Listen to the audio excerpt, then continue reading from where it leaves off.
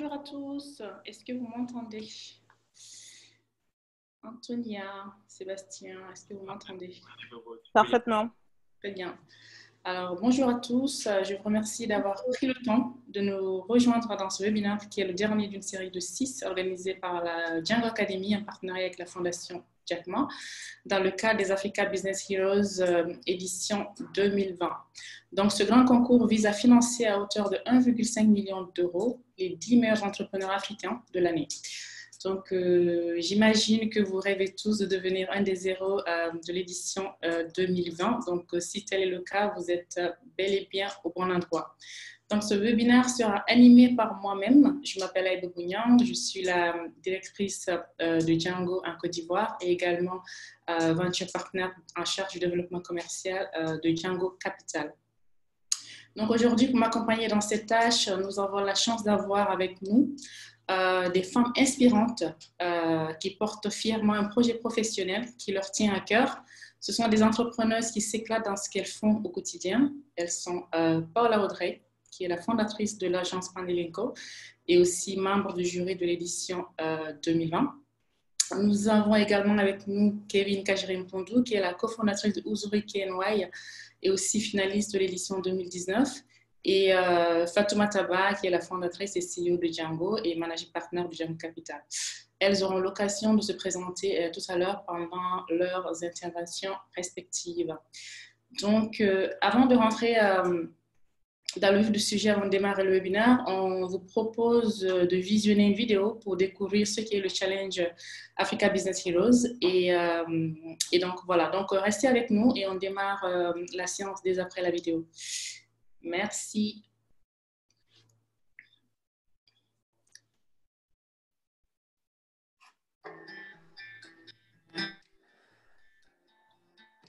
About 54% of Liberians live on less than $2 a day. My entire philosophy on doing business is to empower people to provide opportunities for people to earn money. My name is Christelle Quizera. I am from Rwanda. My whole skin would just come off easily. I thought I was about to die. I'm turning 18, right? Perfect time to die, but I didn't die. I want to start my project before someone else gets the idea. A central hub that works online, because we were the first to do so. Everywhere in the world, entrepreneurs are the same. They have a hope, they have dreams, they're never afraid of something, they want to create. Entrepreneurs, I think we should make them heroes. So, last century, the bigger the better. This century business, the smaller the better. I want any people that are in Africa or anywhere else in the world believe that they can make money thanks to African culture. Our goal is to go after 10 million farmers in Africa, and we get Africa to feed herself and the world. Small is nothing more. I need for the day that if the African child can access water in their home. And each one of you give me one advice that I will mark by heart and I will remember it for 10 years. They can start their dream. They can start their journey. They can change their continent. This is the first time we have this program, and we will continue to do it. This is how I want to do. This is my own passion.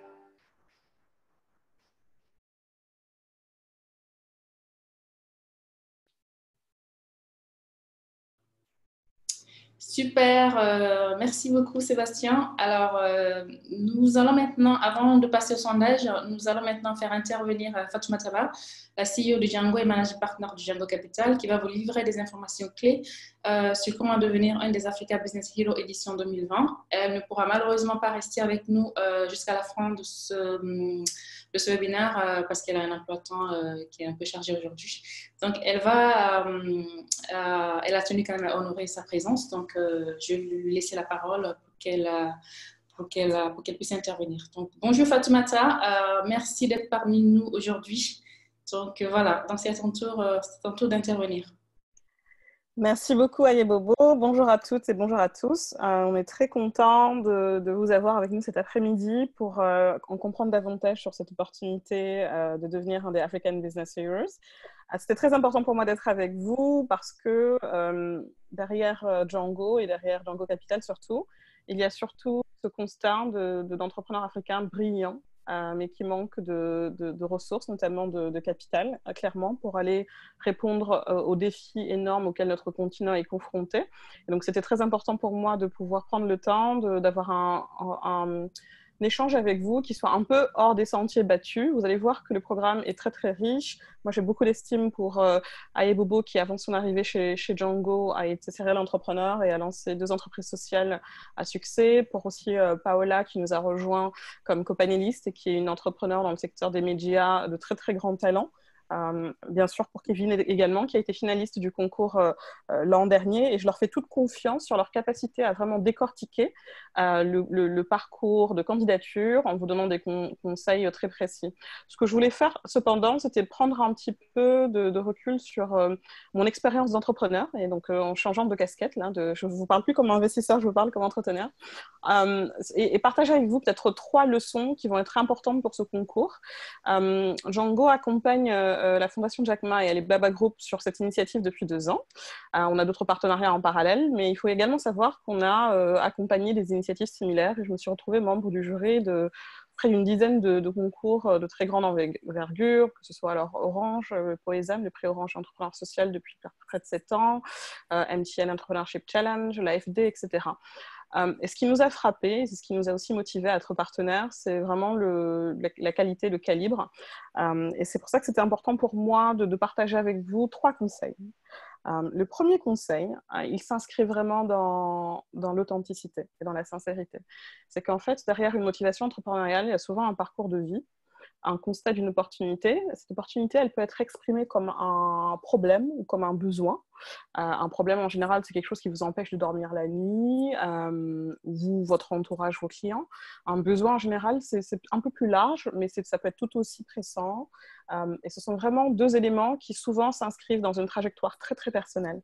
Et je pense que c'est très important d'arriver à souligner, que ce soit à l'écrit quand vous allez remplir votre dossier de candidature, mais aussi surtout si vous êtes sélectionné lors des pitchs en demi-finale, en finale, ça va être un moment très, très important, parce qu'on s'est rendu compte que souvent, ceux qui arrivaient à convaincre, ce n'est pas forcément les chiffres d'affaires les plus élevés. Ce n'est pas forcément ceux qui ont déjà levé de l'argent avec des investisseurs. Ce n'est pas forcément ceux qui sont dans plusieurs marchés. C'est ceux qui ont réussi à démontrer de manière authentique et sincère la relation entre le problème, le besoin que leur entreprise est en train d'essayer de résoudre et leur propre histoire. Et c'est quelque chose que j'ai trouvé très édifiant, surtout dans les finalistes du top 10. Comme vous le savez, dans les 3 finalistes, on a 2 femmes. Et toutes les 2 ont porté des messages qui étaient assez extraordinaires, ont des parcours de vie assez extraordinaires. Je pense que vous avez vu la fondatrice de Life Bank au Nigeria qui littéralement sauve des vies avec son projet.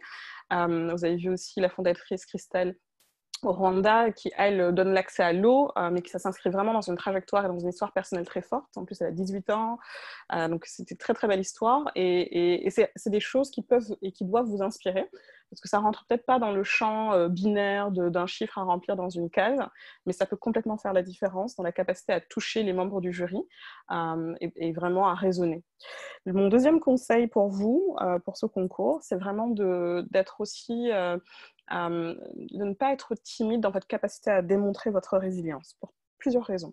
La première raison, c'est que pour moi, les plus grandes opportunités résident dans les plus grands défis. Si je regarde avec ma propre casquette d'entrepreneur l'année qui a été la plus porteuse quand on regarde la croissance du chiffre d'affaires, une levée de fonds record de plus de 400 millions d'euros, etc., c'était 2015. Et d'ailleurs, beaucoup de personnes qui sont dans les coulisses de ce webinaire ont joué un rôle décisif. Je fais un clin d'œil à Sébastien, par exemple. En revanche, si je vous donne le récit de l'année 2015, lorsque je dirigeais l'entreprise tech en question, c'était très similaire à 2020. On avait un début de crise économique parce qu'en fait, je dirigeais une très grande entreprise tech au Nigeria et en fait, la crise économique était liée à l'effondrement des cours du pétrole, comme en 2020.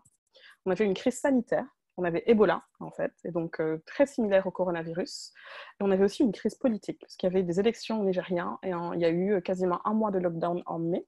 On a même eu une crise électrique où il y a eu une pénurie d'électricité. Et comme vous le savez, dans un pays comme le Nigeria, tout le monde n'a pas accès forcément à l'électricité au compteur. Donc, beaucoup de personnes ont des générateurs. Et on a failli devoir mettre des gens en chômage technique pour toutes ces raisons. Et pourtant, parce que justement, il y avait énormément d'adversité il y a eu une résilience incroyable de l'équipe. On était plus de 2000 personnes. Une capacité à hyper croître, à innover dans les canaux, à créer une chaîne de valeur locale, notamment en mode ou dans des produits alimentaires de première nécessité. Ça a aidé d'abord à être pertinent pour les communautés, mais aussi à être aussi réactif, parce qu'avant, on vendait essentiellement des téléphones et des accessoires électroniques qui étaient fabriqués en Chine, etc., etc. Et en fait, dans l'année la plus difficile sur le papier, il y a aussi eu le progrès le plus important, les innovations les plus frugales, et au final, la levée de fonds la plus importante qui nous a permis à l'époque d'ensuite revendiquer le statut de licorne. Donc ça, c'est mon deuxième conseil, c'est vraiment votre capacité à démontrer votre résilience dans l'absolu, dans votre parcours entrepreneurial, parce que c'est vraiment un trait de caractère qui est au-delà de ce concours, un trait de caractère à succès.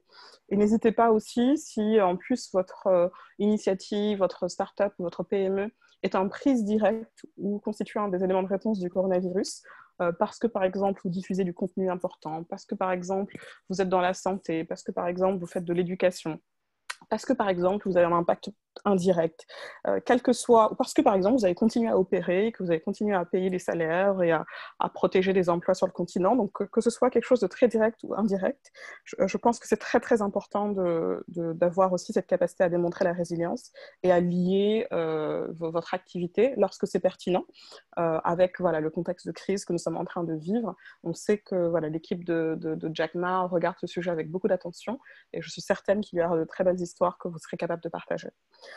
Et un troisième point qui va faire peut-être le relais avec les conseils que vont vous prodiguer nos brillantes panélistes cet après-midi, c'est vraiment un conseil de préparation. Quand j'étais au Nigeria avec mon équipe, il y a une phrase qu'on se répétait tout le temps. Alors elle est en anglais, bien entendu, je la traduire puisqu'on fait notre webinaire fièrement en français. Mais ce webinaire, cette phrase s'appelle « Fail to prepare is prepare to fail ». Donc, échouer à se préparer, c'est se préparer à l'échec. Et ça, je pense que c'est très, très important. Surtout nous, en tant que... je dis nous, parce que je suis à la fois francophone et femme. Et en général, ce sont des profils qu'on pense être outsiders. Parce que vous allez voir beaucoup d'anglophones lever de l'argent, vous allez voir beaucoup d'entrepreneurs au masculin. Mais ce n'est pas une fatalité. Quand on regarde le détail, une personne comme Kevin, qui était dans le top 10, elle est rwandaise, elle est francophone comme vous et moi, c'est une femme. Sa startup ne fait pas de la tech, elle est designer à la base. Et ce sont vraiment des messages qui sont très importants, parce qu'ils permettent justement de démystifier le progrès et la réussite. Donc si vous vous dites, en fait, à un moment donné, on a un pied d'égalité. Et d'ailleurs, on est hyper fiers, grâce à notre partenariat cette année, on est en train de faire exploser les compteurs de candidatures francophones. On veut vraiment porter haut les couleurs de l'entrepreneuriat au global africain, mais avec vraiment un focus sur les francophones et surtout sur également les femmes. Et donc, il faut absolument, pour ce faire, que vous soyez débarrassés de tous vos complexes. Il n'y a pas de casquette d'outsider quand vous arrivez avec n'importe quelle étiquette. Il y aura une capacité à regarder de manière très, très minutieuse quelles sont les questions clés. Donc, c'est une candidature qui prend un peu plus de temps à préparer. Mais rassurez-vous, que vous soyez sélectionné ou pas, que vous alliez en quart de finale, en demi-finale ou même en finale, que vous soyez le gagnant ultime ou pas, ce sera quand même une expérience enrichissante parce que ne serait-ce que lorsque vous allez finir votre candidature, vous allez vous rendre compte que c'est le premier feedback de ce qu'on appelle l'investment readiness, donc votre capacité vous-même à aller parler demain à un investisseur. Et ça a une valeur ajoutée très très forte parce que la fois où vous contacterez alors Django ou tous les autres VC ou investisseurs de la place pour pitcher votre entreprise, pour lever des fonds, vous saurez à quelle aune et quelles sont les questions clés qu'un investisseur se pose parce qu'elles sont en fait très très bien capturées par le process d'Alibaba et même au-delà. Donc pas d'excuses. Soyez authentique. 2, démontrer votre résilience et montrer à quel point les challenges constituent des opportunités pour vous. Et 3, préparez-vous. Soyez excellent dans la préparation. Moi, je suis certaine qu'une qualité d'input, elle se traduit en général par une qualité d'output. Et n'ayez aucun complexe surtout, parce que moi, je suis certaine que beaucoup d'entre vous iront très très loin dans ce concours et au-delà. Et si ce n'est pas avec le concours de Jack Ma que vous gagnez jusqu'à 1,5 million de $, c'est-à-dire 300 000 $, ce n'est pas grave, vous allez lever plus, que ce soit 6 mois, 6 ans plus tard. Et d'ailleurs, je pense que ce meilleur exemple, et je vais m'arrêter là, c'est l'histoire de Jack Ma. Une des raisons pour lesquelles on a accepté d'être partenaire, c'est notre admiration individuelle pour cet homme. Vous savez qu'il a été rejeté, mais des dizaines de fois à Harvard. Il a été même rejeté pour aller bosser chez KFC ou McDo. Il a été réformé lorsqu'il voulait devenir policier ou militaire parce qu'il le trouvait hyper fluet. Et finalement, c'est quelqu'un voilà, avec son allure chétive, presque innocente, qui est la deuxième fortune chinoise, qui a construit le plus gros géant après Amazon de retail dans le monde. Et c'est pour ça justement qu'on trouve intéressant que ce concours soit aussi inclusif.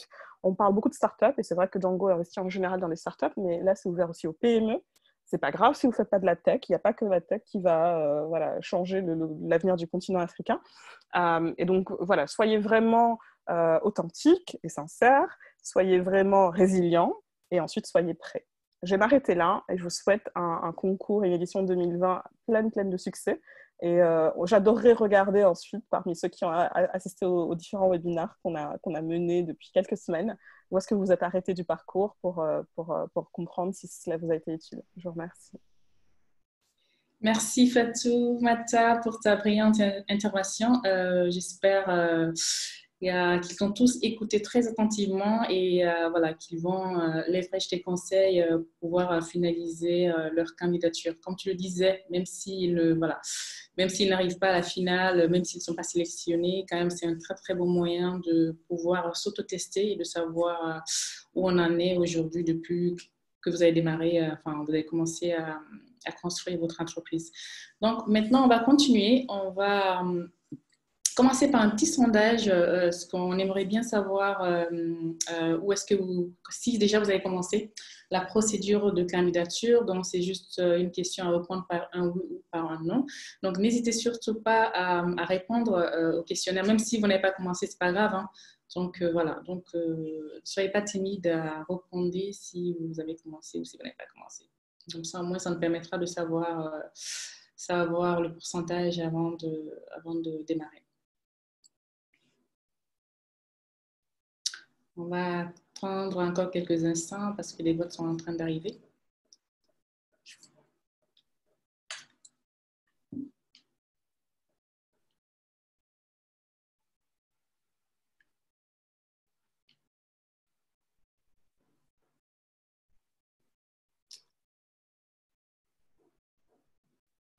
Bon, encore 20 secondes et puis je pense que ça laissera le temps à tout le monde de voter.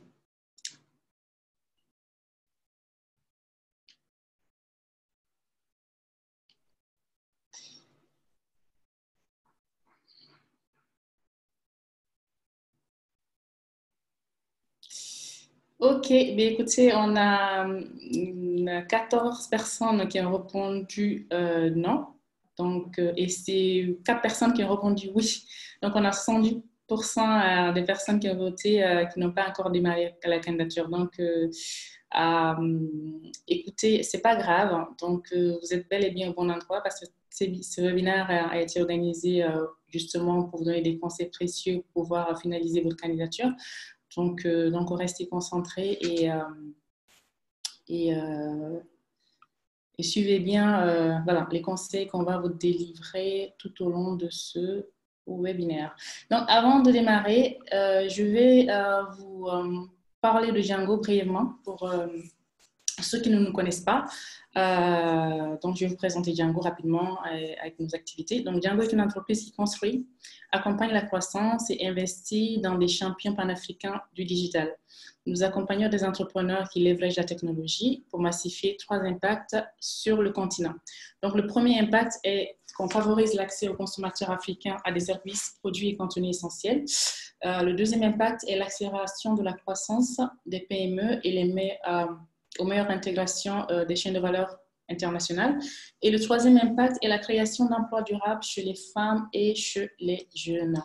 Et pour réussir ce challenge, Django est organisé autour de 3 piliers. Donc, le premier pilier est un startup studio qui a pour objectif de remédier aux défaillances concrètes du marché pour améliorer l'accès au marché des PME. Le deuxième pilier est Django Capital, qui vise à donner accès au capital et soutenir les femmes et les entrepreneurs talentueux. Et le troisième pilier est la Django Academy, qui favorise l'accès aux capacités et encourage une nouvelle génération d'entrepreneurs. D'ailleurs, pour rappel, ce webinaire est organisé par la Django Academy en partenariat avec la fondation Jack Ma.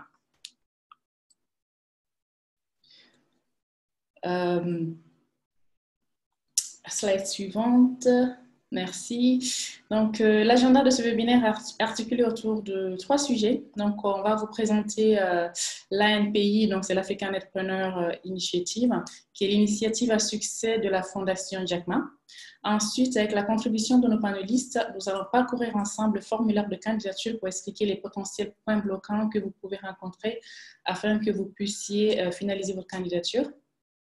Et à la fin, vous aurez l'occasion de poser des questions à nos panélistes et ce sera aussi l'occasion pour elles de vous donner les derniers conseils précieux pour réussir dans ce concours.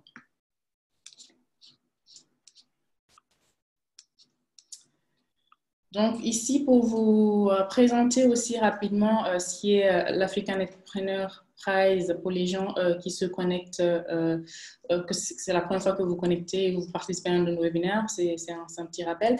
Donc l'African Entrepreneur Prize est un programme philanthropique qui a été lancé par la Fondation Jack Ma l'année dernière en 2019. Donc, pour ceux qui ne connaissent pas Jack Ma, Fatou vient de le présenter, mais c'est le PDG d'Alibaba Group. Donc, c'est le leader chinois de l'e-commerce qui compte plusieurs entreprises de commerce en ligne aujourd'hui. Donc, un site qui s'appelle Taobao.com, qui est le 2e site mondial de vente aux enchères derrière eBay et Yahoo Chine. Comme je l'ai mentionné aussi précédemment, nous sommes très fiers chez Django d'être partenaire de la Fondation Jack Ma pour la 2e édition de l'ANPI. Toujours dans le cadre de ce partenariat, nous avons eu à organiser une série de webinaires sur plusieurs sujets clés, alors dans l'art de l'organisation de la levée des fonds, la stratégie d'acquisition client. Nous en avons eu sur un webinaire sur la technologie et le rôle du CTO. Donc, ces séries sont disponibles sur la chaîne YouTube de l'Africa Business Heroes et nous vous encourageons vivement à les visionner car ils contiennent des informations pertinentes pour vous aider à améliorer votre business au quotidien, au-delà de ce concours.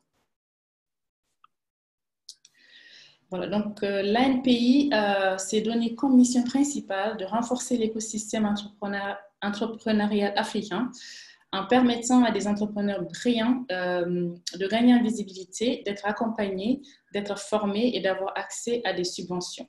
Donc, la vision à l'horizon 2030 de M. Jack Ma est que 100 entrepreneurs africains pourront en inspirer 10 millions sur le continent. Donc, les valeurs de l'ANPI sont très inclusives. Donc, peu importe votre secteur d'activité, vous pouvez postuler. C'est ce que vous a dit Fatoumata tout à l'heure. Donc, et bien évidemment, l'accent est mis sur le genre et nous encourageons les femmes entrepreneuses, les créatrices, les fondatrices d'entreprises à postuler massivement et encourager celles qui ne sont pas parmi nous aujourd'hui d'en faire de même. Donc, le programme est orienté vers les petites et moyennes entreprises et ouvert aux 54 pays du continent africain. Donc, en ce qui concerne l'organisation de l'ANPI, voici les étapes clés qui sont importantes à garder à l'esprit. Donc, la première étape est un processus de candidature à 3 tours. Le dépôt de candidature est en ligne depuis le 6 avril dernier. Donc, il vous reste encore quelques jours pour finaliser votre candidature, si ce n'est pas déjà fait. Et je vois que voilà, la majorité d'entre vous ont répondu non, donc ce n'est pas encore fait. Donc, vous avez encore quelques jours pour finaliser ça. Donc, cela permettra aux membres du jury du premier tour de sélectionner les 50 meilleurs candidats. Ensuite, s'en suivra des entretiens par vidéoconférence pour sélectionner le top 20. Et si jamais vous passez cette étape, vous aurez l'opportunité de participer à la demi-finale qui serait en présentiel, donc face à un jury, pour la sélection du top 10. Ensuite, la finale sera enregistrée et diffusée en live à la télévision sur plusieurs chaînes africaines. Et là, vous aurez l'occasion de pitcher en français ou en anglais directement à Jack Ma et à 3 autres chefs d'entreprise de renom sur le continent. Pour vous accompagner dans ce marathon, il a été prévu tout au long du programme d'avoir accès à des formations, du mentorat et de l'accompagnement pour renforcer vos capacités. Alors, il y a 3 critères clés pour participer au concours. Donc, le premier critère est que le fondateur ou la fondatrice de l'entreprise doit absolument être d'origine africaine ou avoir un parent ou un grand-parent qui ont eu la nationalité africaine. Le deuxième critère qui est important est que l'entreprise doit être basée en Afrique et immatriculée en Afrique avec des activités qui se déroulent principalement sur le continent africain. Et le troisième critère est que l'entreprise soit déjà lancée avec un minimum de 3 ans d'activité et que vous puissiez au moins justifier de 3 ans de chiffre d'affaires, mais pas forcément consécutifs. Quelques statistiques sur l'année dernière. Donc, l'ANPI a enregistré plus de 10 000 candidatures lors de la première édition avec la participation de 50 pays. Donc, 26% des candidatures étaient féminines et cette année, on compte sur vous, mesdames, vous qui êtes connectées, les fondatrices et chefs d'entreprise, pour tripler ce chiffre.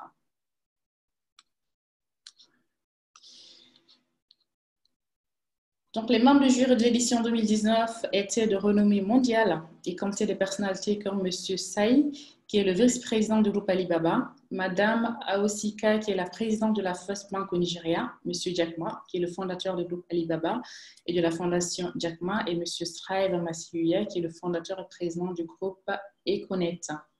Les membres du jury de la demi-finale étaient composés également de prestigieux entrepreneurs et chefs d'entreprise, majoritairement originaires du continent africain, comme Fatoumata Zaba, qui est la CEO de Yango. Donc, je vous encourage fortement à vous préparer conséquemment, comme l'a dit Fatoumata tout à l'heure, pour faire face à ce jury si jamais votre entreprise arrive à cette étape de la compétition. Voilà, n'ayez pas peur, préparez-vous bien et je peux vous assurer qu'ils sont très indulgents si vous êtes bien préparés. Alors, on va continuer. Je vais maintenant vous présenter les lauréats de l'année dernière, rapidement. Donc, le premier prix a été attribué par Atemi Jiwatubuson, qui est une entrepreneuse nigériane et qui est à la tête d'une start-up dans le secteur de la santé. Le deuxième prix a été attribué à Omar Sakr, d'origine égyptienne, qui a fondé une plateforme de recherche scientifique. Et le troisième prix a été attribué à Christelle Kiwizera, qui était la plus jeune des candidates. Ici, j'ai bonne mémoire, oui. Elle est rwandaise et a créé une entreprise dans le secteur de l'eau et de l'assainissement. Et parmi les autres finalistes, il y avait des entreprises dans le secteur de la mode, de la transformation de produits agricoles, de l'e-commerce et de la livraison de repas. Donc, nous avons également la chance d'avoir parmi nous une des finalistes, Kevin Kajirontundu, qui est rwandaise et qui fabrique de merveilleuses chaussures qui sont à la fois écologiques, confortables et super tendances. Donc, je vous encourage vivement à les découvrir sur leur site internet, ce qu'ils font chez Ouzouré. Donc, le calendrier de cette année est établi comme suit. Donc, les candidatures sont ouvertes depuis le 6 avril dernier, comme je vous l'ai dit tout à l'heure. Au mois de mai, s'est tenue une série de webinaires sur différentes thématiques qui ont été animés par les partenaires de l'ANPI dans Django. Donc, la clôture des candidatures était prévue pour le 9 juin. Mais j'ai une excellente nouvelle à vous annoncer. La date de clôture a été prolongée jusqu'au 22 juin. Donc, vous avez encore 20 jours. Donc, notez bien, la date de candidature a été prolongée jusqu'au 22 juin. Vous avez encore 20 jours pour finaliser votre candidature. Donc, vous n'avez absolument plus aucune excuse pour participer. Je pense que l'ANPI tenait tellement à ce que tout le monde participe, donner la chance à tout le monde de participer, qu'ils ont jugé nécessaire de vous donner un délai supplémentaire. Donc, profitez-en pour bien finaliser votre candidature. Donc, le top 10 des candidats sera annoncé mi-septembre et la grande finale et le sommet se tiendront fin novembre. Donc, moi, je pense que c'est une très belle manière de terminer une année 2020 qui a été historique à cause de la pandémie de Covid-19 notamment, et des conséquences économiques, sociales et environnementales pour toute l'humanité. On va passer à la deuxième partie de l'agenda. La raison principale de pourquoi vous êtes parmi nous aujourd'hui. Donc, pour avoir des éléments qui vous permettront de réussir votre candidature. Donc, cette partie est très importante, alors soyez attentifs. N'hésitez pas à poser des questions si jamais il y a des sujets sur lesquels vous avez des difficultés particulières. Et comme ça, on passera un peu plus de temps sur ces questions-là.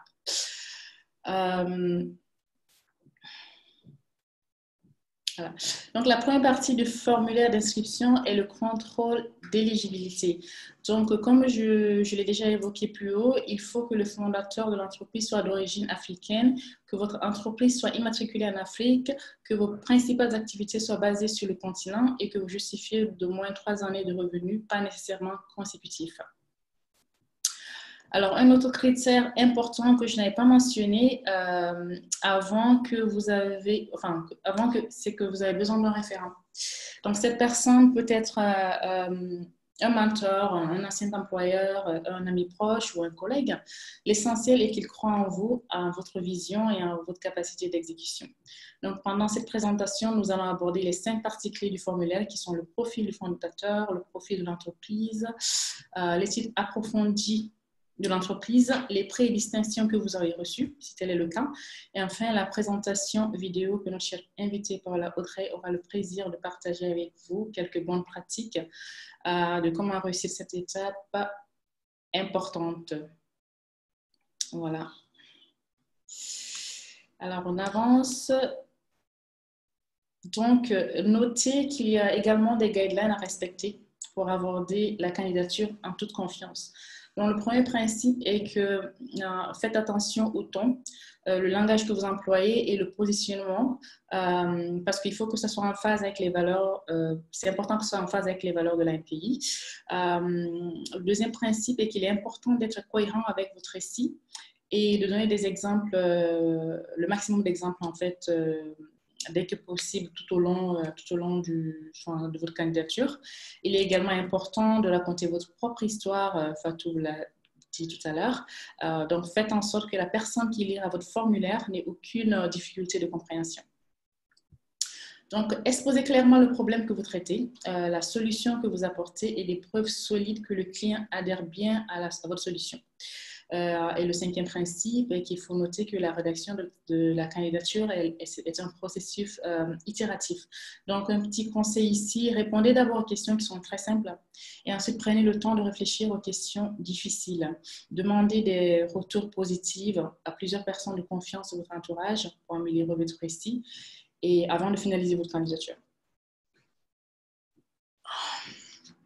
On va maintenant aussi, avant de continuer dans le webinaire, on vous a préparé un deuxième sondage là, qui, cette fois-ci, il s'agit de savoir, pour ceux qui ont répondu oui au premier sondage, de savoir où vous en êtes dans le formulaire. Donc, vous avez plusieurs choix de réponse.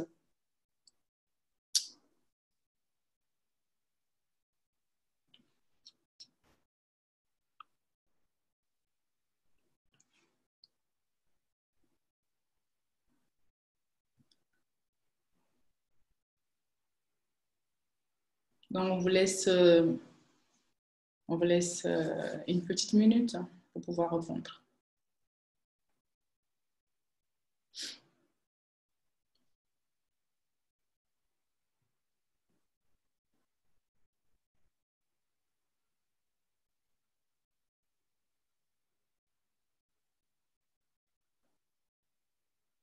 OK.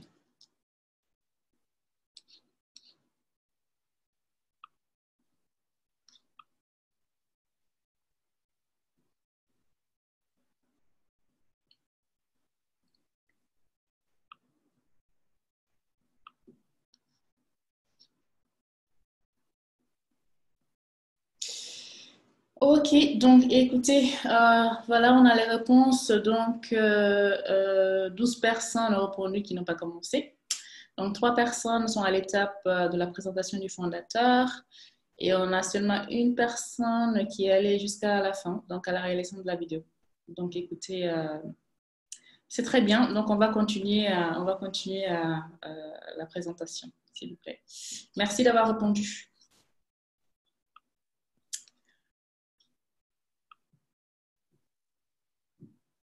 Ok, donc cette partie commence par des informations générales sur le profil du fondateur de l'entreprise.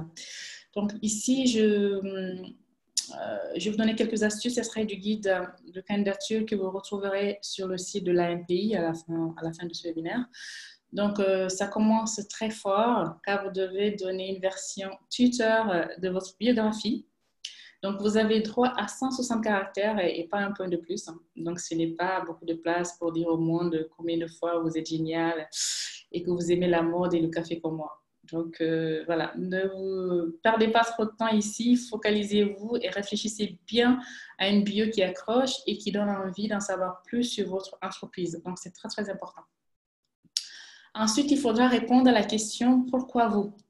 Donc, je vous encourage à intégrer les valeurs de la NPI, telles que la passion, la résilience, l'impact, pour ne citer que ceux-là, et réfléchir à comment les intégrer dans vos réponses tout au long du formulaire. Et vous aurez aussi l'occasion de poser une question à M. Jacquemin, si jamais vous arrivez à la finale. Et donc, quelle question aimeriez-vous lui poser? Écoutez, ça paraît simple, mais je vous assure que c'est un exercice qui peut être très difficile parce que j'imagine que vous voudriez lui poser plusieurs questions, mais il va falloir en choisir une seule. Donc voilà, cette question, ça reste une opportunité unique pour avoir des précieux conseils qui peuvent vous servir dans votre parcours d'entrepreneur. Donc réfléchissez-y bien. Alors ici, vous allez devoir entrer dans le vif du sujet et construire votre récit de fondateur. Donc, pour ce faire, je vous invite à vous focaliser sur ce qui vous a motivé à créer votre entreprise. Par exemple, peut-être que vous avez identifié un problème au sein de votre communauté et que vous êtes senti capable d'apporter des solutions à ce problème pour améliorer les conditions de vie des personnes de cette communauté. Donc, pensez bien à souligner l'importance à résoudre ce problème et concentrez-vous sur le client ou bénéficiaire de la présentation de cette solution. Et aussi, focalisez-vous surtout sur vos motivations. Vous allez également trouver un moyen de relier vos valeurs personnelles à ceux de la NPI pour que cela fasse sens. Une réponse sera considérée moins convaincante si vous essayez de vous focaliser uniquement sur le gain financier en tant que principale source de motivation. Donc, je vous invite à vous focaliser plutôt sur l'impact que votre activité pourrait avoir sur la communauté. Et n'oubliez pas de mentionner les objectifs prévus et l'impact souhaité. Je vais maintenant passer, avant de continuer, je vais passer la parole à notre première intervenante qui est Kevin. Je vous rappelle, c'est la cofondatrice de Uzuri et finaliste de l'édition 2019 du concours. Donc, bonjour Kevin. J'espère qu'elle est là. Ouais. Elle est là. Ouais. Bonjour Kevin. Bonjour. Super. Merci beaucoup pour l'invitation. Super. Alors, je te remercie déjà d'avoir accepté de te joindre à nous aujourd'hui et de partager ton expérience sur le concours. Je vais te demander de te présenter rapidement à notre audience et ensuite de nous expliquer ton parcours pendant le concours jusqu'à la phase finale. Comment vous y êtes arrivé, ce qui a été très important dans le processus et comment vous êtes préparé. Je dis bien vous parce que je sais que vous êtes deux cofondatrices en fait. Donc, voilà. Donc, Kevin, la parole est à toi. Merci beaucoup. Je m'appelle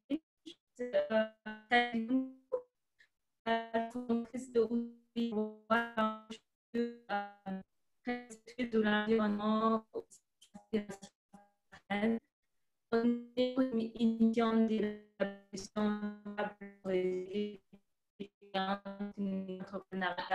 Alors, Kevin, je ne sais pas si c'est seulement moi, mais moi, je t'entends un peu très mal. En fait, c'est haché.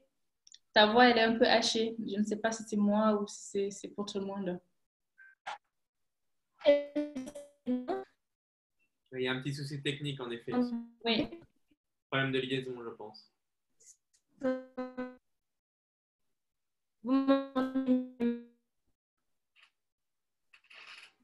Non, on ne t'entend pas. Écoute.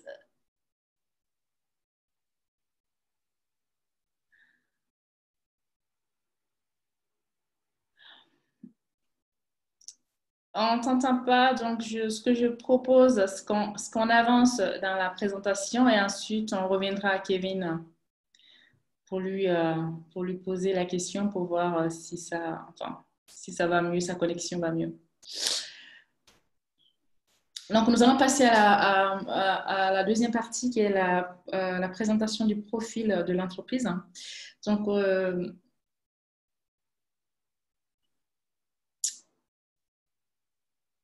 merci. Donc, ici, quelques questions de clarification sur cette partie. Donc, il s'agit ici de mentionner le nombre d'années d'existence de votre entreprise. Donc, la date exacte à laquelle vous avez concrétisé votre idée. Elle peut, bien entendu, être antérieure à la date d'enregistrement de votre entreprise. Donc, voilà, il y a deux questions ici. Donc, la question qui concerne la date de constitution de votre entreprise, ici, vous devez indiquer la date à laquelle votre entreprise a été officiellement enregistrée auprès de l'agence habilitée dans votre pays. Il doit s'agir de la date figurant sur votre licence d'exploitation.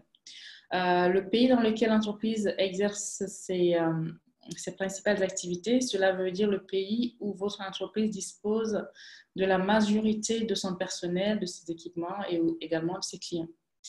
Donc, le personnel à temps plein désigne les travailleurs qui occupent un poste permanent et travaillant un nombre minimum d'heures par semaine, par mois ou par an et sont rémunérés sur une base hebdomadaire ou mensuelle. Oui, Kevin. Je suis désolée, c'est peut-être des réseaux. Est-ce que vous m'entendez mieux maintenant? Là, on t'entend très, très bien. All right. Je pourrais continuer ou vous avez... Oui, vas-y, donc continue après. Oui, vas-y. Ok, je suis vraiment désolée pour... Ok. Bon, je vais recommencer. Je m'appelle Kevin Kadilimundo. Je suis la cofondatrice de Uzuri NY. C'est juste une marque de chaussures respectueuse de l'environnement, d'inspiration bien sûr africaine. Et on est pour une mission d'élaborer des solutions viables pour recycler les déchets et tout en créant des opportunités d'entrepreneuriat pour les jeunes et les femmes dans nos communautés les moins privilégiées ou des communautés vulnérables. Pourquoi j'ai décidé d'être parmi le NPI? C'était juste pour moi un désir brûlant de partager mon histoire et celle de ma communauté avec le monde.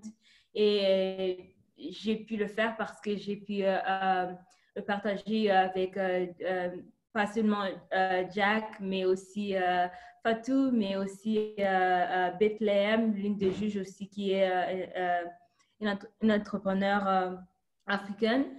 Et, mais aussi, comment est-ce qu'on a fait pour nous préparer? J'ai commencé mon application 3 mois avant que l'application était où la...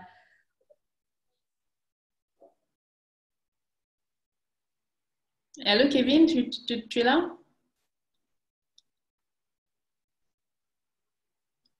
Bon.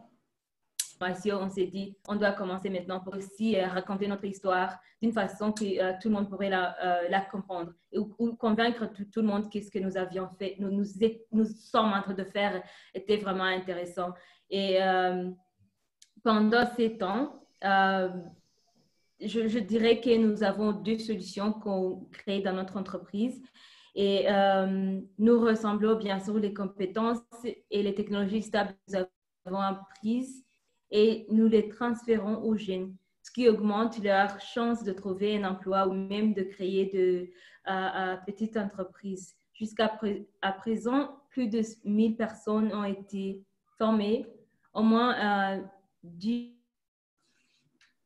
personnes ont créé leur micro-business ou des entreprises micro ou micro-entreprises. Et notre vision, bien sûr, est de marquer l'Afrique comme origine des articles du monde durable et aussi fait d'une manière responsable notre environnement. Et aussi, en recyclant, nous réduisons les émissions de dioxyde de carbone en recyclant. Levier punais de voitures qui prennent jusqu'à 80 années à se décomposer tout en polluant notre environnement. Nous ajoutons en plus la valeur en utilisant ces pneus pour produire des chaussures de qualité, durables et abordables pour les femmes qui travaillent. C'est comme ça qu'on fait et on a fait ça il y a 7 ans. Et quand on a rejoigné le NPI, c'était déjà 6 ans. Et on a pu raconter notre histoire de 6 ans et de notre communauté au monde. Et si vous avez le NPI télévisé au monde entier. Et maintenant, on n'a pas seulement pu rencontrer des gens qu'on a vraiment admirés pendant longtemps, mais aussi on a pu gagner des connexions des gens, de l'affection du public. Et on a pu, je dirais, augmenter notre capacité du marché. Super, merci Kevin pour ton intervention. Je pense que c'est voilà, c'est très, très encourageant, très motivant et vraiment c'est génial ce que vous faites, hein. Moi j'adore ce que vous faites et surtout le fait que votre produit est orienté sur l'environnement, donc c'est super et les jurys de la demi-finale, ils ont vraiment adoré. Donc voilà, merci et certainement je te poserai d'autres questions pendant la présentation. Donc, on va continuer parce on avait attaqué la deuxième partie qui est la présentation du profil de l'entreprise. Donc, je vous avais expliqué, voilà, quelques définitions, hein, qu'est-ce qui était attendu, quelles sont les réponses qui étaient attendues aux différentes questions. Donc, j'en étais, je pense, au personnel qui travaillait à temps plein. Donc, ces personnes-là, ça désigne les travailleurs qui occupent un poste permanent dans votre entreprise et travaillent un nombre minimum d'heures par semaine, par mois ou par an et sont rémunérés sur une base bi-hebdomadaire ou mensuelle. Donc, ensuite, vous avez une question qui est importante sur le type de financement. Vous avez 3 choix ici. Donc, vous pouvez choisir soit le pré-amorçage, l'amorçage ou les séries A, B, C et D. Donc, retenez que le pré-amorçage est un mix entre les subventions et ce que moi j'appelle le love money. Donc, c'est quand vos amis, vos parents ou des personnes qui croient en vous investissent pour vous permettre de créer votre entreprise. Ensuite, vous avez l'amorçage. Qui est le premier vrai tour de table qui permettra de financer, qui est généralement financé par des business angels ou de petits fonds d'amorçage, donc les montants situés entre 250 et 750 €.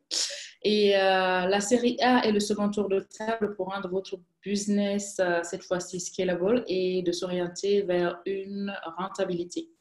Ensuite, nous avons la série B qui concerne très souvent la scalabilité également, mais ici, vous aurez déjà une traction qui est assez intéressante auprès de vos utilisateurs et généralement, vous avez aussi un business model qui est devenu cohérent. Donc, la série C est souvent utilisée par une entreprise pour accélérer ses actions. Cela peut inclure de continuer à croître rapidement ou d'avoir une stratégie agressive envers les concurrents ou encore aller chercher des parts de marché. Voilà. Donc, choisissez bien où vous en êtes avec votre entreprise et renseignez-le et bon, soyez prêts à répondre à ces questions-là le moment venu. Voilà.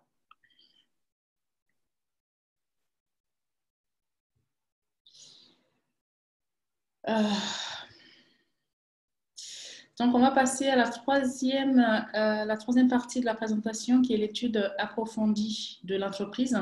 Donc, ici, comment s'y prendre concrètement? Il vous faudra essayer d'expliquer avec des mots simples le problème que vous avez identifié et que vous essayez de résoudre. Expliquez pourquoi la solution que vous proposez pour résoudre ce problème est plus pertinente que ceux de vos compétiteurs. En termes de motivation, il sera attendu de votre part de partager ce qui vous a motivé à vous lancer dans la résolution de ce problème particulier et pourquoi vous vous êtes donné pour mission de le résoudre et pourquoi ce problème-ci et pas un autre, par exemple. Et ensuite, vous devez démontrer la valeur ajoutée de votre entreprise, ce que vous faites de mieux que les autres et comment votre solution améliore-t-elle la vie du client. N'hésitez pas à donner des exemples et mentionner les avis de certains de vos clients sur votre produit ou votre service.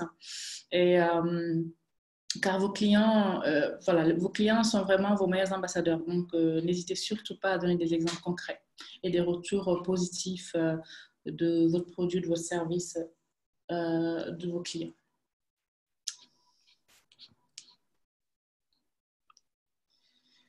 Donc, ici, il s'agit d'expliquer brièvement le défi que votre entreprise relève au sein de votre communauté.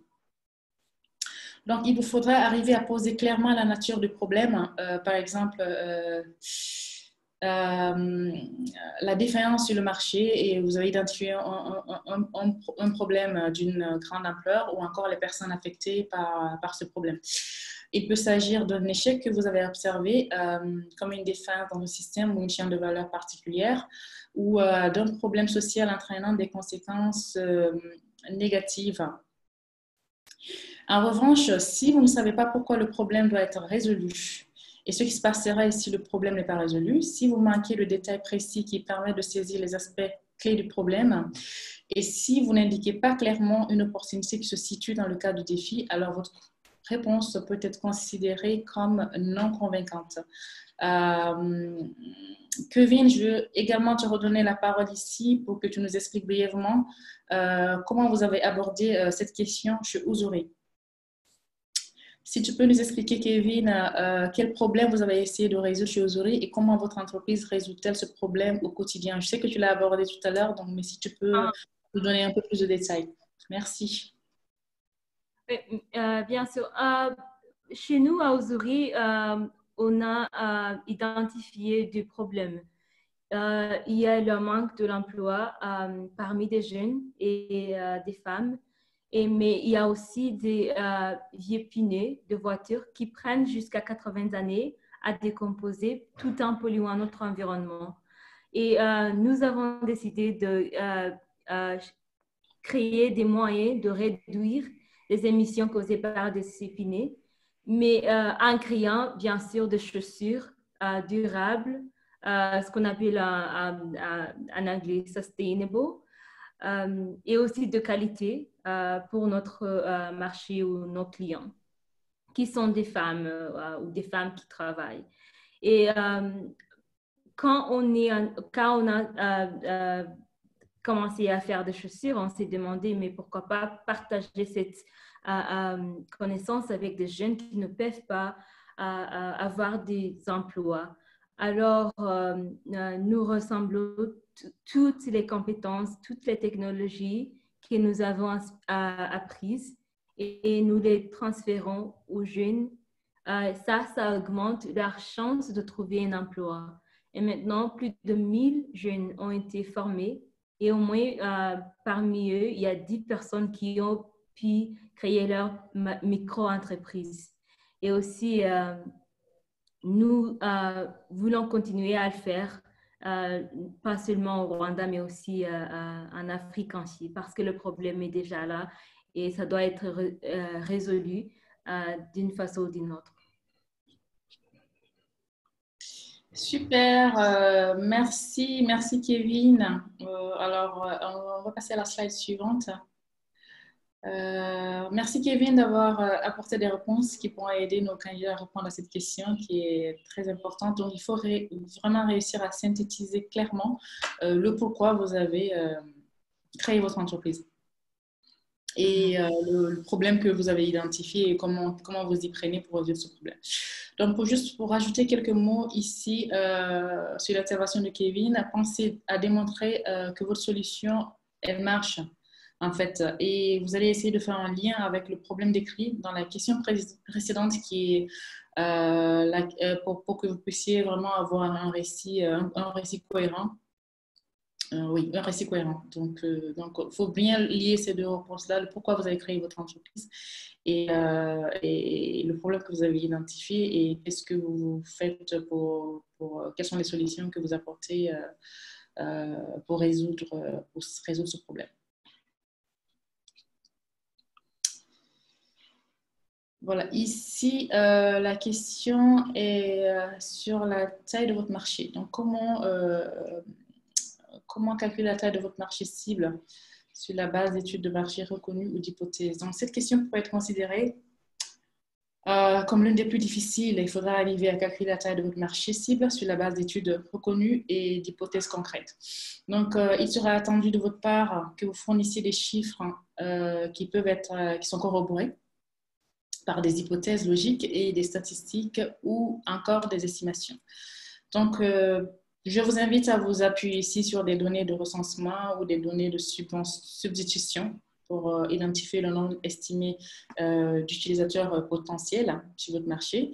La segmentation des clients cibles en fonction de l'opportunité ou de la solution doit être claire et compréhensible. Donc, démontrer ici l'adhésion et la croissance obtenue à ce jour en vous appuyant sur les volumes de vente, les abonnements, etc. Ça dépend de votre modèle d'entreprise, bien entendu.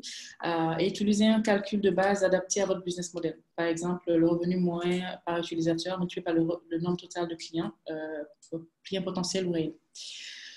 Donc, évitez de présenter des hypothèses qui manquent de lien logique ici il faut faire en sorte que les données que vous utilisez soient vraiment crédibles, en fait. Il faut aussi pouvoir démontrer votre connaissance du segment de la clientèle. Voilà. Donc, pour aller plus loin dans les détails et pour que vous ayez une meilleure compréhension, je vais vous donner un exemple pratique sur le calcul de votre marché cible. Donc, le TAM représente l'ensemble de la demande sur le marché pour un produit ou un service. Donc, pour prendre un exemple, pour rester dans la mode, donc, si vous êtes un créateur de mode et que vous êtes créateur de mode africain, donc votre TAM est le marché de la mode en Afrique, par exemple. Restons juste sur le continent africain. Et donc, le SAM est le segment de TAM visé par vos produits et services se trouvant à votre portée géographique. Donc, exemple, vous êtes au sein du marché de la mode en Afrique. Et dans ce marché de la mode en Afrique, vous ciblez le marché de la chaussure. Et du coup, le SAM est la portion du SAM que vous pouvez conquérir. Donc, un exemple concret, je vais juste résumer tout ça. Donc, vous êtes créateur de mode africain, vous ciblez le marché de la mode en Afrique. Dans ce marché de la mode en Afrique, vous ciblez le marché de la chaussure. Et dans ce segment de marché, vous vous adressez plus particulièrement au marché de la chaussure de luxe. Donc, voilà. Donc, ça va représenter, votre somme. Donc, j'espère que ces réponses vous aideront à calculer la taille de votre marché. Alors, ici, nous allons parler ici de comment devenir, comment définir votre avantage concurrentiel. Donc, un avantage concurrentiel, par définition, consiste en tout ce qui confère à une entreprise un avantage sur ses concurrents. Donc, l'aidant à attirer plus de clients et accroître sa part de marché. Donc, une réponse à cette question sera considérée convaincante si vous arrivez à décrire comment votre produit ou votre service répond à une demande de marché ou apporte un complément original à une solution qui est déjà existante ou auquel vos concurrents peut-être n'auront pas forcément pensé. Donc, c'est ici qu'il faut mentionner la compétence de vos équipes, la technologie que vous utilisez, par exemple, le positionnement de vos produits sur le marché et l'aspect spécifique de votre business model qui le rend unique. Et une réponse à cette question sera bien entendu considérée moins convaincante si vous l'abordez de façon simpliste, en décrivant par exemple la solution plutôt que de mettre en évidence les éléments d'opportunité de la solution. Et enfin, manquer de conviction sur la durabilité de votre avantage concurrentiel. Alors ici, on va parler de votre modèle de revenus. Donc ici, vous devez clairement indiquer les flux et les sources de revenus et la gamme de produits que votre entreprise propose.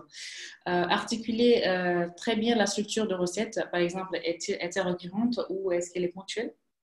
Définissez bien le prix de la valeur. Donc, quelles sont les stratégies? C'est une stratégie tactique, enfin, la stratégie ou la tactique de prix. Il faudra arriver à définir cela, définir la valeur. Ne rentrez surtout pas dans les détails et n'essayez pas d'aller trop loin dans les chiffres, sinon vous risquez vous-même de vous perdre et puis perdre les membres du jury. N'oubliez pas de tenir compte des variables clés, à savoir qui vous paye, combien il vous paye et à quelle fréquence et pourquoi. Donc, n'oubliez ici pas également de définir les lignes claires entre des lignes claires avec votre business model. C'est super important.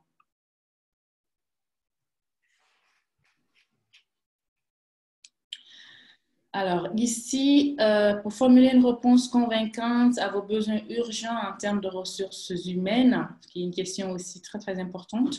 Donc, je vous invite à vous focaliser ici sur les compétences clés que vous avez besoin de recruter pour développer votre activité. Donc, démontrer que vous avez identifié ces compétences, mentionner les insuffisances qui, s'ils étaient comblées, vous aideraient à réduire les coûts et à optimiser votre activité. En revanche, si vous n'arrivez pas à justifier pourquoi le déficit de compétences est important pour votre entreprise, si vous n'arrivez pas à justifier l'importance de ces compétences pour l'amélioration des performances de votre entreprise, alors vos réponses peuvent être considérées comme non convaincantes et cela risque de vous porter préjudice.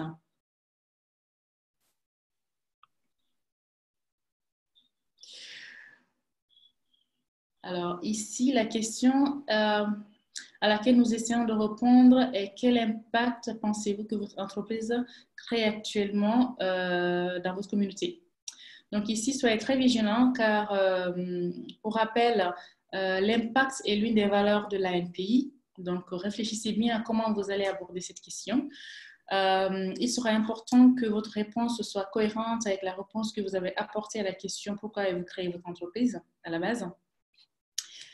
J'imagine très bien que c'est parce que vous avez identifié un problème et que ce problème, s'il n'est pas résolu, aura des sérieuses conséquences sur votre communauté.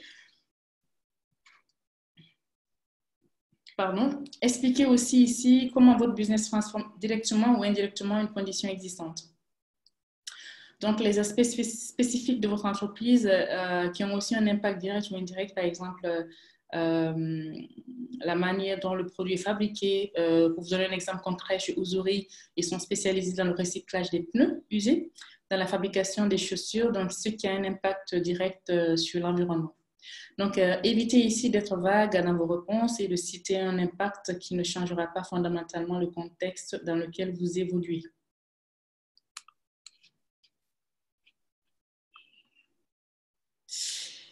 Alors, ça c'est la question sur ce que vous ferez des fonds si vous devenez un des héros de l'édition 2020. Ce que je vous souhaite de tout cœur et surtout dans le contexte actuel où toutes les entreprises ont des difficultés majeures à cause du Covid en 2019, pardon, Covid-19. Donc ici, soyez précis. Établissez un lien clair entre les prévisions de croissance de votre entreprise et l'utilisation des fonds. Quels sont les résultats, par exemple, directs ou indirects et l'impact global que ces fonds apporteront à votre entreprise? Une réponse sera considérée moins convaincante si vous tentez d'expliquer les catégories de dépenses spécifiques plutôt que les grandes catégories. Donc, n'allez pas aussi ici dans les détails, voilà, et proposer une utilisation qui n'a rien à voir dans la stratégie de croissance. Par exemple, j'en sais rien, moi, acheter une voiture ou aller faire le tour du monde. Surtout, ne pas faire ça, pas dire ça. Donc, soyez honnête et dites clairement où dans votre entreprise vous allez injecter ces fonds pour accélérer votre croissance et l'impact global que cela aura au sein de votre communauté. Donc, voilà. Voilà, donc maintenant, on va passer la parole à Paula Autrey, qui est notre deuxième intervenante, pour nous guider sur les 2 dernières étapes du formulaire, c'est-à-dire le prix et distinction. Elle va rapidement vous expliquer comment remplir cette partie. Ensuite, on va passer à la présentation vidéo. Donc, bonjour Paola. Bonjour Aye, bonjour à tous. Je suis Paola Odorendingue depuis Abidjan. Pour me présenter très rapidement, je suis la fondatrice de l'agence Panel & Co. Panel & Company, donc, qui est une agence de conseil qui a beaucoup fait de relations publiques et en ce moment on fait surtout de la création de contenu média. Donc on crée du contenu qu'on diffuse nous-mêmes, qu'on revend à un média tiers. Donc je ne sais pas si j'ai le feu vert d'Aye pour pouvoir vous présenter Bien sûr. Vas-y, Paula. Voilà. Alors, très bien. Donc, on est sur cette partie effectivement de la 6e, donc qui est vraiment quels sont vos prix et les distinctions que vous avez pu obtenir. Alors, avant toute chose, il faut dire que si vous n'avez pas obtenu de prix jusqu'ici dans votre parcours entrepreneurial, ce n'est pas très grave, ce n'est pas un critère discriminant. Donc, si c'est le cas par contre, donc c'est assez simple à remplir au niveau de la première étape. Est-ce que vous êtes apparu dans une publication ou une plateforme médiatique? Donc, ça peut être un site web, ça peut être un média papier. Voilà, si vous avez une trace, on va dire concrète de votre passage dans un média, vous n'hésitez pas du tout à mettre le lien. Donc, vous avez vu qu'il y a la possibilité avec un plus à côté d'en mettre plusieurs. Je ne sais pas jusqu'où c'est limité, mais en tout cas, essayez de sélectionner les plus pertinents, j'allais dire, ou les médias les plus prestigieux dans lesquels vous êtes passé, bien sûr, après avoir rempli votre nom. Il est aussi important de noter, je pense, que si vous avez eu une parution médiatique, bien sûr, il faudrait qu'elle ait un lien direct avec votre entreprise, parce qu'on peut avoir une parution médiatique pour d'autres raisons. Donc, essayez quand même de sélectionner des publications qui mettent en valeur votre travail ou votre projet entrepreneurial. Ensuite, on a donc la deuxième partie, donc, qui est votre entreprise. Est-ce qu'elle a remporté des prix? Et si oui, il faudrait les énumérer. Donc, pareil, vous avez le nom du prix. Donc, quel est le nom du prix que vous avez reçu? En quelle année ensuite? Et puis, quelle était la nature de votre prix? Est-ce qu'on vous l'a remis en nature? Est-ce qu'on vous l'a remis en espèces? Il peut aussi arriver qu'il y ait des concours où on ne remet ni l'un ni l'autre. Donc, dans ce cas-là, je pense que vous pouvez l'indiquer. Là, comme au-dessus, vous avez la capacité d'en mettre plusieurs si vous avez eu la chance d'être primé plusieurs fois, vous ou votre entreprise, plus directement. En dessous de ça, bien sûr, très facile, oui ou non, est-ce que vous avez participé à d'autres concours d'entreprise? Je pense que si vous n'en avez pas du tout fait, vous pouvez directement mettre non, ça revient plus ou moins au même. Et enfin, la dernière partie, c'est si vous avez gagné un concours, il faut fournir les détails. Donc, pareil, nom du prix, l'année et le prix. Alors, je pense qu'il faut peut-être expliquer qu'on peut parfois gagner des prix sans avoir participé à un concours. Ça, c'est peut-être pour clarifier si certains sont un peu confus ou ne voient pas forcément la différence entre le point 2 et le point, on va dire, 4. C'est que sur le point 2, vous pouvez avoir été nommé par une entité qui a décidé, au regard de votre parcours, au regard du travail que vous effectuez avec votre entreprise, de vous remettre un prix, en tout cas de vous reconnaître, on va dire, médiatiquement et publiquement pour l'action que vous menez. Donc ça, ce n'est pas un concours auquel vous avez participé ou postulé. Ça peut arriver des fois, effectivement, que voilà, votre travail a été remarqué par une entité et qui souhaite, j'allais dire, vous féliciter en vous remettant un prix symbolique. Donc ça, vous pouvez avoir été nommé pour un prix par un média sans les avoir sollicités, comme vous pouvez avoir aussi décidé de participer comme à l'ANPI ici à un concours. Donc, voilà un peu pour, j'allais dire, la différence entre ces deux points. Donc, pour cette partie, je pense que c'est... Merci bien, Paula, pour ta première intervention. Là, on va passer une vidéo de présentation pour vous donner une idée de ce qui est attendu de votre part. Donc, cette vidéo-là a été réalisé par un finaliste de l'édition 2019. Donc, on va vous la présenter rapidement. Ensuite, Paula va continuer. Merci.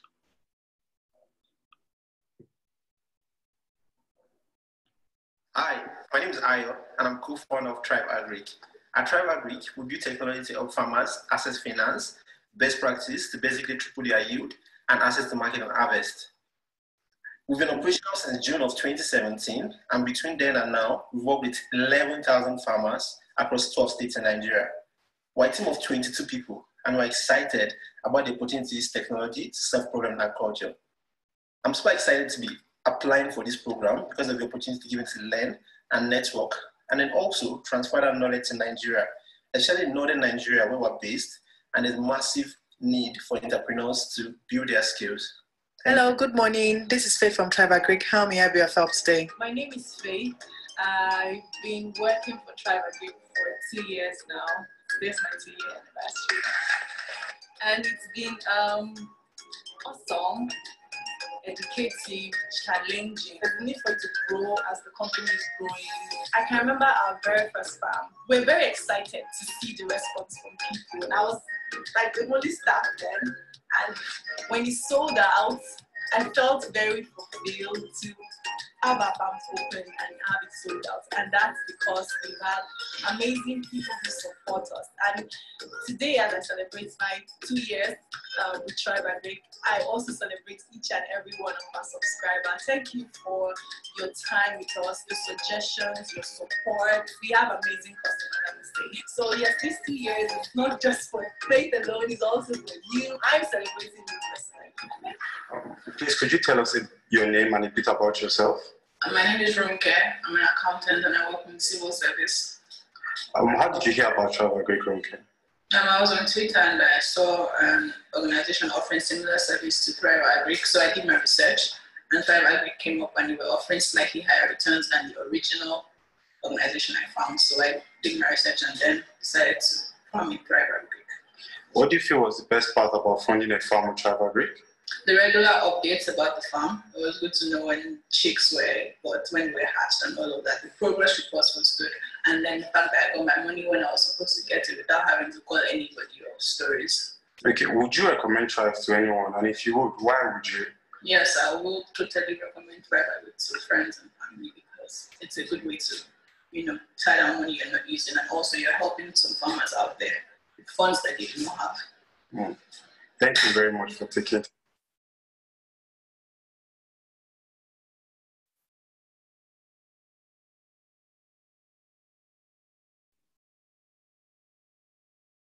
Aïe, tu es sur mute.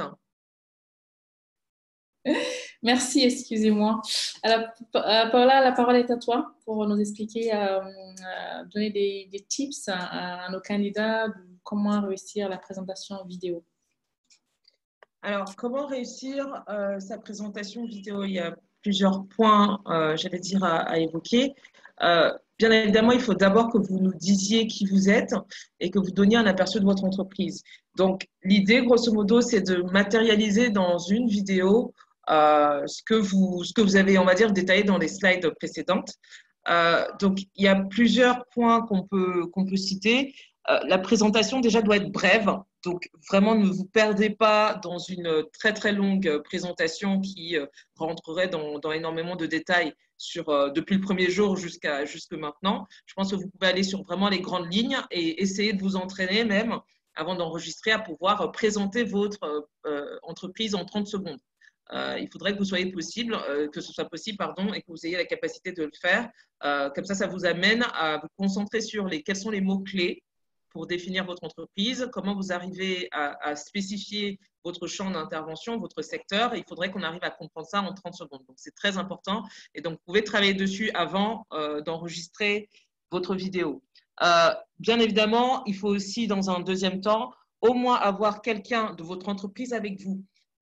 C'est vrai qu'on a, dans les slides précédentes, parlé du fondateur ou de la fondatrice, mais il est aussi important, puisqu'on parle d'entreprise, qui c'est très rarement une entreprise individuelle, c'est bien aussi de montrer un visage, j'allais dire, plus humain, en ayant un collègue ou une collègue qui apparaissent aussi, parce qu'il y a des efforts collectifs qui sont bien sûr faits pour faire avancer votre projet.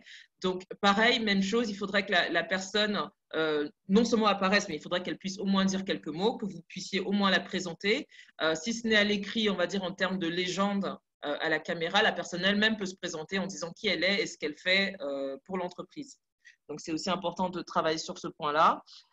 Ensuite, vous avez, alors, je vais un peu vite en besogne, mais c'est marqué en haut lumière, caméra, action. Donc, on va rapidement aussi parler de la vidéo en elle-même. Alors, vous n'avez pas forcément besoin d'aller recruter une agence de production individuelle, de production audiovisuelle, pardon, ou de produire du contenu visuel très, très, très, très léché. Tant qu'on arrive à vous voir et à vous entendre, c'est le principal. Je pense même qu'on a spécifié que vous pouvez, dans le document, vous pouvez vous filmer avec un téléphone portable. Je pense que tout le monde aujourd'hui a un smartphone de plutôt bonne qualité en termes de caméra. Donc, ça peut suffire tant que la caméra, bien sûr, ne tremble pas et qu'on arrive à bien entendre et que surtout, vous êtes dans une pièce éclairée. Je pense que c'est largement, en principe, c'est largement suffisant pour vous. Donc, vraiment, n'ayez pas peur ou ne vous emballez pas en pensant qu'il faut tourner un mini-film pour vous présenter. Si vous en avez les moyens, c'est très bien. Mais voilà, j'allais dire, ne faites pas une fixation dessus si vous n'avez pas exactement les moyens, voilà, de tourner une vidéo en HD. Donc, le troisième point, c'est de nous présenter un client. Puisqu'il faut aussi qu'on sache effectivement à qui s'adresse finalement votre entreprise ou les services ou produits que vous proposez. Là aussi, dans un souci, j'allais dire, d'humaniser votre projet, c'est bien que derrière les documents ou les chiffres ou les projections, on arrive à visualiser très clairement à qui vous parlez, à qui vous adressez et quel est le type de problème que vous essayez de résoudre. Et donc là, pareil, ça va vous demander de regarder dans votre base clientèle, si vous en avez une, qui est-ce qui, on va dire, incarne idéalement quel est le client parfait ou le client idéal qui représente votre entreprise. Et donc, cette personne-là, il faudrait voir comment vous pouvez l'intégrer à la vidéo. Donc, ça demande surtout un travail de préparation. À vous de savoir qu'est-ce que vous avez envie que cette personne-là dise. Alors, après, je ne vous demande pas de, par exemple, écrire mot pour mot parce que ça va se ressentir. Mais par contre, il faudrait que vous, dans les questions que vous allez poser ou ce que vous allez pitcher, entre guillemets, à votre client, pour qu'il puisse parler dans la vidéo, vous ayez déjà des orientations quant à ce que vous souhaitez faire ressortir en tant que client. Hein. Et donc, après, vous pouvez intégrer ça. Pareil, ça n'a pas besoin d'être très, très long. Mais la personne peut aller à l'essentiel et voilà, dire un peu quels sont… pourquoi elle a décidé de consommer votre produit, votre service, à quel besoin ce service-là ou ce produit a répondu. Donc, ça permet encore une fois de, j'allais dire, renforcer l'idée selon laquelle votre entreprise est nécessaire. Donc, ça, c'est un point aussi assez important. Et enfin, autre point, la vidéo entière ne devrait pas durer plus de 3 minutes. Et donc, ça, c'est très important parce qu'en fait, il y a une question juste d'attention avant tout. Les vidéos au-delà de 3 minutes peuvent devenir un peu longues, peuvent aussi donner l'impression qu'on tourne un peu en rond ou en tout cas qu'on se répète. Or, une vidéo de 3 minutes ou en tout cas moins, je dirais 2 minutes 30, et on va dire l'avantage d'aller à l'essentiel et de vous permettre vraiment de véhiculer un message de manière forte et perspicace et pertinente en 2 minutes 30. Donc, et ça me permet du coup d'enchaîner avec des conseils que je donnerai. Oh, je crois qu'on est toujours sur la slide d'avant. Du coup, alors, voilà. Avant que je n'enchaîne sur les conseils, j'ai juste quelque chose à rajouter par rapport à la vidéo. Donc, pour les personnes qui auront l'incapacité de filmer leurs clients, vous pouvez demander à vos clients de soumettre un témoignage écrit que vous pouvez lire à haute voix. Et n'oubliez surtout pas de fournir leurs coordonnées afin que les juges, qu'on puisse vérifier leur témoignage. Donc voilà, c'est ça, c'est ce que je voulais rajouter. Donc tu peux continuer par là. D'accord. Ouais. Alors la durée maximum, parce que je viens de voir une question, la durée maximum, on a dit, elle ne doit pas excéder 3 minutes en tout. Hein, donc vous pouvez filmer, je pense pas qu'il y ait une durée minimum, mais encore une fois, ça m'étonnerait que vous puissiez dire beaucoup de choses en 30 secondes ou 1 minute. Donc je pense que 2 minutes 30, en principe 2 minutes 30 à 3 minutes, ça devrait être largement suffisant. Donc maintenant, justement, pour vous préparer à ça, alors ce qu'on peut recommander, déjà, pour convaincre le jury, réussir à avoir une vidéo convaincante. Comme je disais tout à l'heure, la vidéo est importante parce qu'elle donne vraiment plus de matière. Ça donne et c'est pourquoi elle a été intégrée à ce processus de candidature, c'est que ça vous permet vraiment, j'allais dire, de mettre un nom, mais surtout de mettre un visage en fait sur votre candidature. Donc, c'est vraiment un outil quand même extrêmement important. Deuxième point, c'est que ça permet aussi de transmettre la passion et la conviction que vous avez concernant votre projet. C'est beaucoup plus visible, bien évidemment, par vidéo que par un document écrit. Et enfin, il y a aussi, j'allais préciser d'ailleurs sur ce deuxième point, il y a une notion aussi qui est quand même très importante dans l'entrepreneuriat, qui est la notion de storytelling. Donc, attention, il ne s'agit pas d'inventer, il ne s'agit pas de dire des faits qui ne sont pas réels, il s'agit plutôt de raconter ou d'avoir un récit autour de votre entreprise. Comment est-elle née ?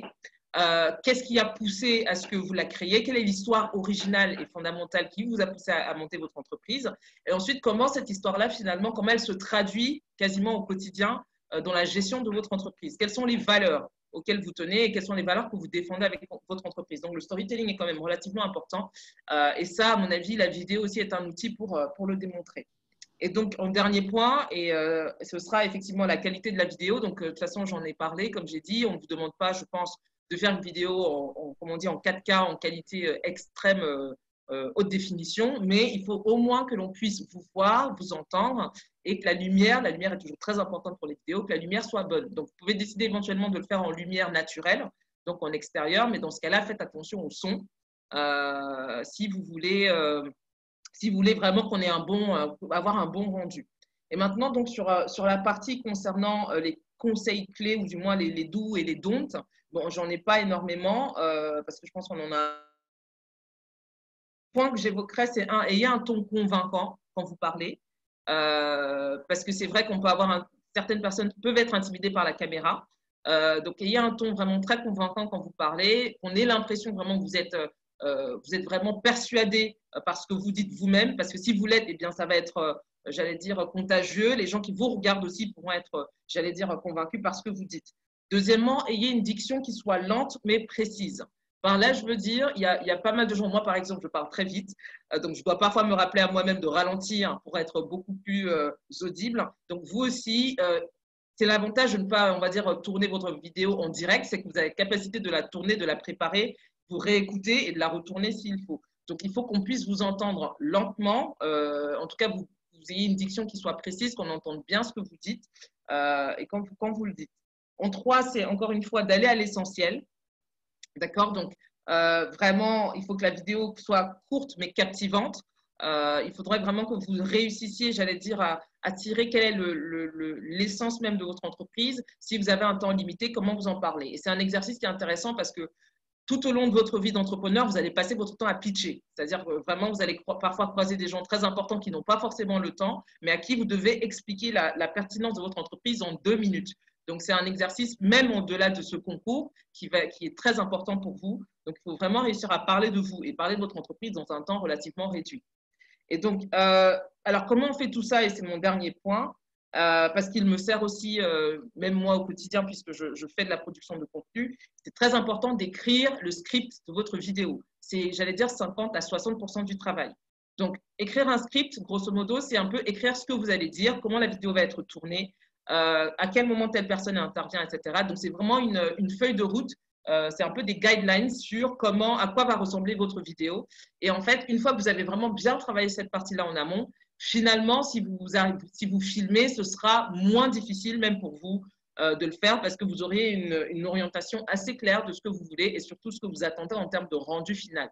Donc, pensez vraiment bien à écrire le script en amont, qui intervient et quand la personne intervient, qu'est-ce qu'elle dit. Je pourrais même vous rajouter, si vous vous sentez plus confortable et que vous préférez écrire ce qui va être dit, vous pouvez le faire. Et dans ce cas-là, faites-le, lisez et chronométrez en fait quand vous lisez pour voir si ça va prendre beaucoup de temps ou pas. Comme ça peut vous aider, par exemple, si vous avez trop écrit, à réduire votre texte, encore une fois, à vraiment être sur quelque chose de concis et de très précis. Comme ça, vous allez à l'essentiel et votre vidéo aura beaucoup plus d'impact. Voilà, ce serait ce que j'aurais donné comme conseil à ce niveau. Super, merci Paula pour ton intervention. Je pense que c'est assez clair en fait, assez clair, assez pertinent. J'espère que nos auditeurs, j'espère qu'ils ont bien tout noté. De toute façon, ce webinaire sera disponible sous les 48 heures sur la chaîne YouTube des Africa Business Heroes. Donc, vous aurez l'occasion d'y retourner si jamais vous ressentez le besoin pour revoir le webinaire et aussi le partager autour de vous pour les personnes qui n'ont pas pu participer aujourd'hui. Donc, on va maintenant prendre quelques questions qu'on a reçues. On va y répondre. On ne pourra pas répondre malheureusement à toutes les questions ici, mais on promet qu'on vous enverra les réponses par mail à la fin de ce webinaire sur les questions auxquelles on n'aura pas abordé. Donc, j'ai une question ici sur comment avoir la confirmation. Alors, c'est une question de Marvel Jack Tumba qui demande comment avoir la confirmation que la candidature est approuvée. J'ai rempli tout plein des formulaires. Alors, je ne sais pas si j'ai bien compris, mais normalement, si vous terminez votre candidature, vous devez recevoir un mail qui vous dit voilà, que c'est bon. Et ensuite, quand sera le moment de la première phase, donc si jamais vous passez le cap de la première phase, vous allez recevoir certainement le message vous disant que vous avez été sélectionné pour le deuxième tour. Donc, ne vous inquiétez pas. j'espère que c'est ça la question. Bonjour Ayé, je me permets d'intervenir pour te donner la question numéro 1. Est-ce un problème si la part de somme est faible? Lorsque l'on calcule le marché à adresser, est-ce un problème si la part du somme est faible? Si c'est un problème, non, c'est pas un problème. À partir du moment où vous arrivez à démontrer clairement quel est votre marché, en fait, même si comment on appelle ça, votre marché cible n'est pas assez grand, c'est pas un problème. À partir du moment où vous arrivez à identifier et à cibler, ça peut être un marché de niche, hein, j'en sais rien moi. Mais à partir du moment que vous arrivez à identifier et l'expliquer clairement, ça devrait le faire. La seconde question, c'est la taille du marché est vraiment épineuse pour moi, car on demande seulement 25 mots pour la réponse. Faudrait-il que je télécharge une image? Ce qui me donnera plus de chances pour mettre en exergue le marché ciblé? Non, il faudra que vous arriviez à vraiment, parce qu'en fait, je ne sais pas si l'image que vous voulez télécharger, c'est une image qui répond vraiment à votre problématique à vous. OK, si tel est le cas. Si ce n'est pas le cas, il faudra vraiment arriver à synthétiser et pouvoir répondre à cette question comment on appelle, avec les 25 mots qu'on vous demande. Donc, rentrez pas trop dans les détails, ce n'est pas ce qui est important. Essayez de synthétiser et répondre vraiment et donner vraiment les informations qui sont importantes. Ensuite, si jamais vous êtes sélectionné, vous aurez l'occasion, certainement on posera des questions où vous aurez l'occasion de donner plus de détails. Donner l'illustration de l'exemple que tu as donné tout à l'heure avec le marché de la chaussure, oui. Qui était très concis. En quelques phrases, tu as pu nous dire le TAM, le SAM et le SOM, et peut-être que cela peut aider notre auditeur. Oui. La question numéro 3, pourquoi dois-je mentionner que je viens de la part de Django? En fait, on vous encourage à mentionner que vous venez de la part de Django parce que si vous le faites, ça nous permettra derrière de pouvoir vous contacter et pour vous aider à finaliser votre candidature si jamais vous avez des points bloquants. C'est juste ça en fait. Si vous ne le mentionnez pas, on ne pourra pas le faire. Question numéro 4. Puis-je commencer mon inscription et la finir plus tard? Quelle est la date de clôture du concours? Oui, vous pouvez commencer votre inscription dès après la fin de ce webinaire pour créer votre compte. Commencez à répondre aux questions et ensuite vous pouvez sortir le formulaire sans avoir terminé et vous revenez et pour continuer. Donc ça, c'est possible. Et la date de clôture, normalement, c'est le 9 juin qui a été annoncé, mais je viens de vous dire dans ce webinaire qu'il a été prolongé jusqu'au 22 juin. Donc, vous avez encore 20 jours devant vous pour vraiment terminer ce formulaire. Ça prend au minimum 3 heures pour les gens de le remplir correctement. Mais je vous encourage, si vous n'avez pas le temps, de consacrer au moins une demi-heure par jour jusqu'à ce que vous complétez. Et je pense que vous avez assez de temps quand même pour le faire. Est-ce qu'on a d'autres questions, Antonia? Nous avons également une question. Mon activité a complètement ralenti pour une causalité externe. Du coup, mon chiffre d'affaires a été énormément impacté. Cela me portera-t-il préjudice pour le concours? Alors, absolument pas. Cela ne risque pas de vous porter préjudice. Ce qui est important ici, c'est que vous arrivez à expliquer pourquoi vous avez créé votre entreprise, c'est quoi la vision globale de votre entreprise. Même si c'est normal que je pense que les activités de toutes les entreprises et spécifiquement les petites entreprises ont été ralenties cette année à cause du Covid-19. Donc, ce n'est pas un point bloquant. En fait, on ne va pas vous pénaliser par rapport à ça. Et enfin, une dernière question. Le projet est-il éligible si le produit n'a pas encore été commercialisé? Seulement un prototype est disponible. Alors, je ne vais pas répondre à cette question ici. Il faudra bien que je vérifie avec nos partenaires. Donc, Antonia, on a l'adresse email de cette personne-là pour qu'on puisse lui répondre. Oui, nous avons les adresses email et effectivement, nous pourrons répondre à cette personne. Effectivement, l'un des critères, comme tu disais, Aïe, Bobo, est lié au chiffre d'affaires. Il peut y avoir un prototype qui est en cours de réalisation, tout en ayant un chiffre d'affaires sur un marché. Donc, peut-être que ça peut donner un premier élément de réponse. Oui, et que si vous avez bien validé votre prototype, vous avez déjà identifié les clients cibles et vous avez des clients qui ont déjà acheté que vous avez déjà testé le produit et que vous avez déjà les premiers acheteurs, ça peut le faire. Mais on va poser bien la question et vous apporter une réponse concrète dans les prochains jours. Merci à tous. Merci Antonia, merci à tous d'avoir participé à ce webinaire, merci à nos intervenantes, merci Kevin, merci Paola. Ça a été un réel plaisir pour moi d'animer cette séance. J'espère que vous avez tout bien noté, que vous avez tout bien compris. De toute façon, comme je vous l'ai dit tout à l'heure, j'ai précisé que vous aurez accès à ce webinaire sous 48 heures sur YouTube. Donc, n'hésitez pas à aller le revoir en cas de besoin. N'hésitez pas à visiter le site de l'ANPI qui est aussi en français pour avoir plus de réponses à vos questions parce que la majorité des questions que vous avez posées sont déjà répondues, traitées sur le site. Si jamais vous avez répondu, si jamais vous sélectionnez Django dans votre formulaire, nous, on aura l'occasion d'avoir vos coordonnées. On pourra éventuellement vous contacter pour savoir où vous en êtes dans votre candidature et si vous avez besoin d'un coup de main. Donc, voilà. Donc, merci à tous et très belle soirée et je vous encourage vivement à commencer votre candidature. Merci. Merci beaucoup. Bye. Au revoir.